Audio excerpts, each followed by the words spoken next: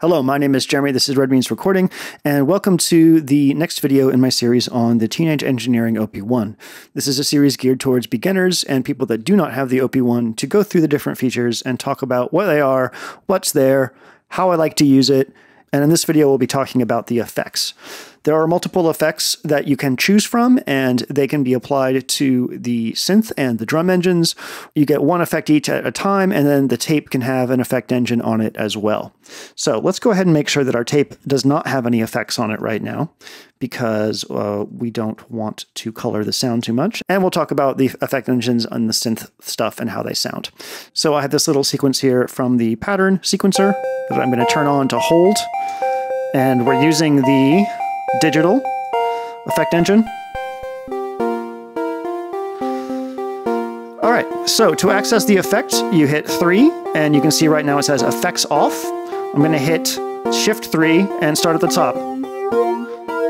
First one is a fan favorite, the CWO, which is sort of a delay phaser flanger. Frequency is the speed of the effect. Delay is going to be the amount of delay before the effect kicks in, or the delay of the affected signal. And then feedback is the feedback of the effect.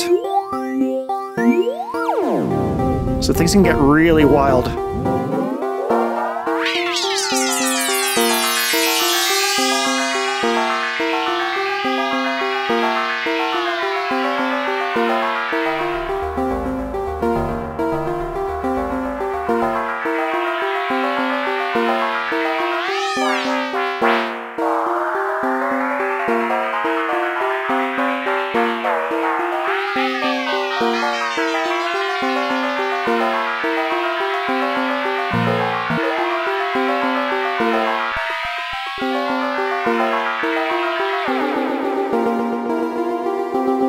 So you can hear that in certain settings it actually operates as a delay, which is kind of interesting.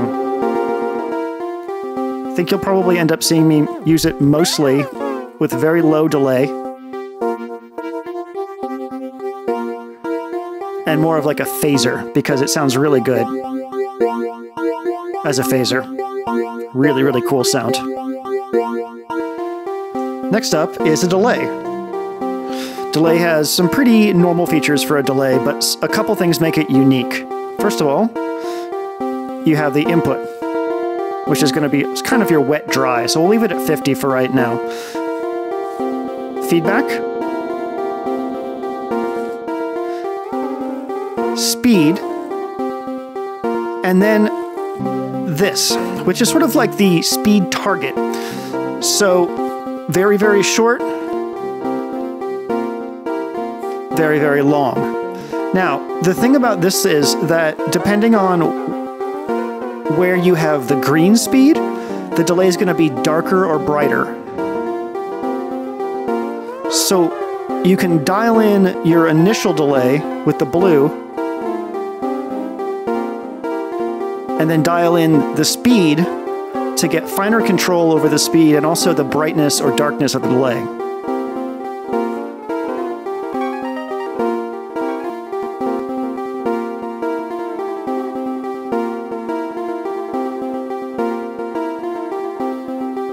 Obviously, this isn't synced to the tempo, so you will have to sort of like figure out what your synced tempo is with a delay.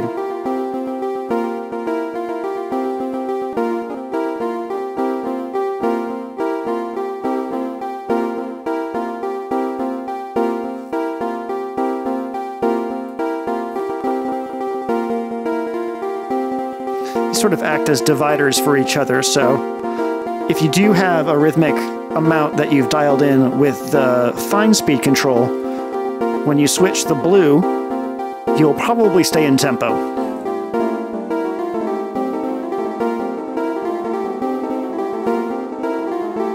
So that's the delay. Grid is sort of a weird lo-fi feedback delay. You have mix control, you have feedback, and then the delay itself has sort of this lo-fi grunge thing to it.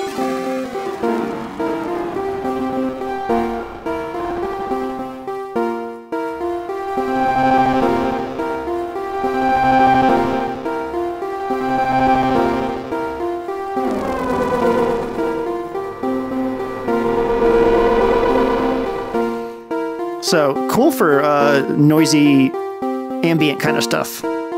Nitro is a very useful effect. It's a low pass and high pass filter.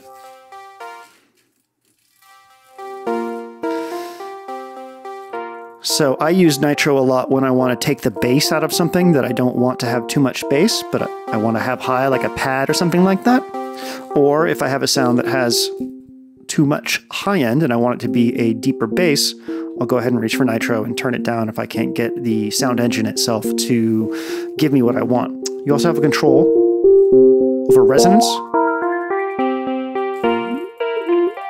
And each band is going to have its own resonance.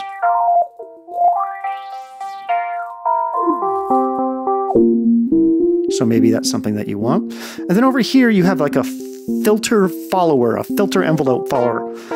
And what that's going to do is listen to the incoming signal, and depending on where you have this knob set, depending on where you have this knob set, it's going to auto affect these filter cutoffs based on the incoming signal.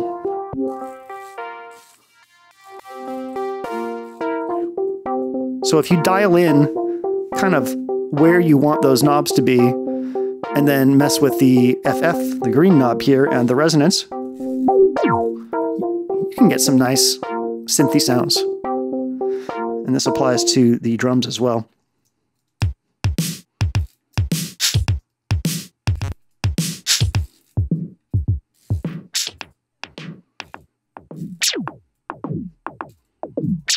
So that's pretty cool. Let's go back to our synth. Go back to our effects.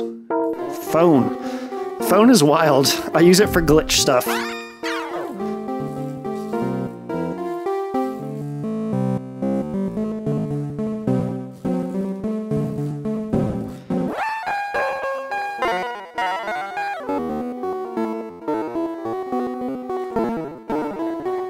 It's kind of very strange on tonal stuff.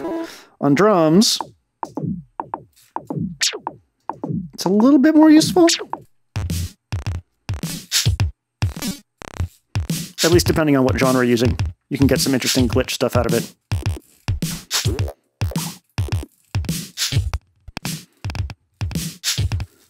I like it with really short envelope stuff.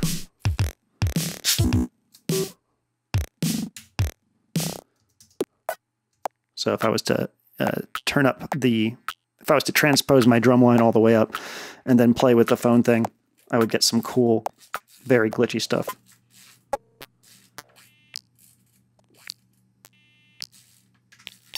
Next up is punch.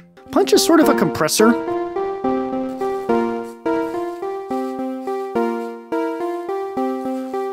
With a filter built into it. Let's go over to the drum and change this to punch. So that's what our signal sounds like clean.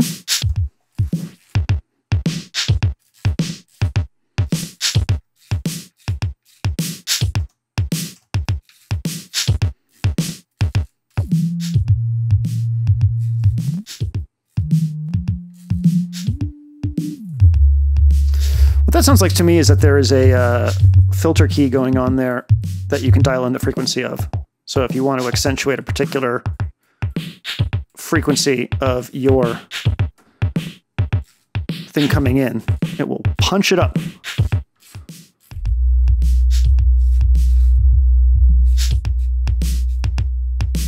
I don't use punch a lot, honestly. It's not really the kind of compressor that I find interesting, or whatever the heck it's supposed to be. All right, next up is our quote-unquote reverb, which I have a very love-hate relationship with, called Spring. There's our dry signal again.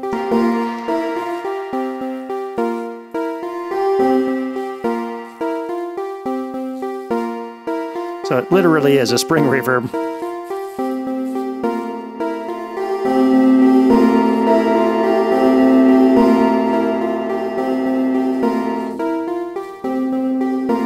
Now, the interesting thing about Spring, it's sounding like absolute ass, is that if I go to the tape and I add Spring by hitting this button and then turning Spring on, it's going to be stereo on the tape.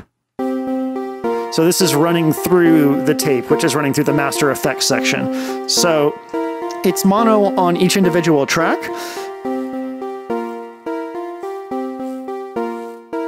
But on the master tape, it's stereo, and it actually sounds really nice. When I was doing OP-1 only stuff, sometimes I would have the reverb on the master track just a tiny, tiny bit to give stereo interest to the whole mix. You can pan tracks left and right on the OP-1 when it comes to the tape, but I don't know, there's just something about this on the master channel that's kind of nice, depending on what you're doing. But generally, I don't use effects on the master tape track. I'll leave that off because I'm not going to finalize the track in the OP-1. But this is a trick that I like to do. Just have a little bit of this on the master track because it's nice to have stereo interest.